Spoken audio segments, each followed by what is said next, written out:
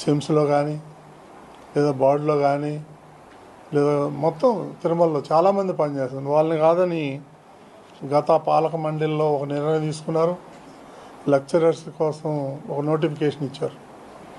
ఆ నోటిఫికేషన్ ఏంటంటే లెక్చరర్స్ని తీసుకోవాలి ఒక 200 మందిని అని.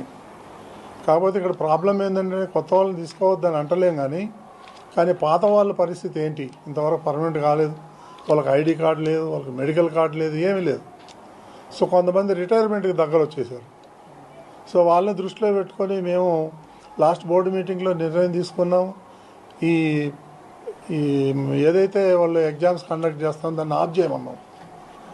కానీ అప్పుడు టెంపరవరీగా ఆపారు. మళ్ళీ 2 రోజుల కింద మళ్ళీ పేపర్లో అడ్వర్టైజ్మెంట్ వచ్చింది, మేము మళ్ళీ కండక్ట్ చేస్తామని. సో దాన్ని మేము బోర్డులో చాలా తీవ్రంగా ఖండిస్తున్నాం. వాళ్ళు ఎందుకు అంత ఉత్సాహం చూపిస్తున్నారో ఈ ఏపీపీఎస్ వాళ్ళు నాకు అర్థం కావట్లేదు. అది ఈవేళ ఈఓ గారు కూడా చెప్పారు. ఈఓ గారు పర్సనల్గా పబ్లిక్ సర్వీస్ కమిషన్ చైర్మన్తో మాట్లాడారు.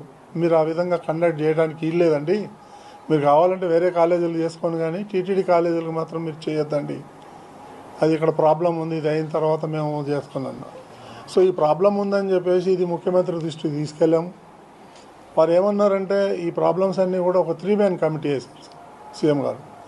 అందులో ఈ ఎండోమెంట్ మినిస్టర్ ఆనం రామనారాయణ రెడ్డి, తర్వాత టీటీడీ చైర్మన్గా నన్ను, ప్లస్ ఈఓ శ్యామలరావుని, ఈ ముగ్గురిని చేసి మీరు స్టడీ చేసి గవర్నమెంట్ ప్రపోజల్ పెట్టండి, వీళ్ళని ఏం చేద్దాము అనేది అన్న.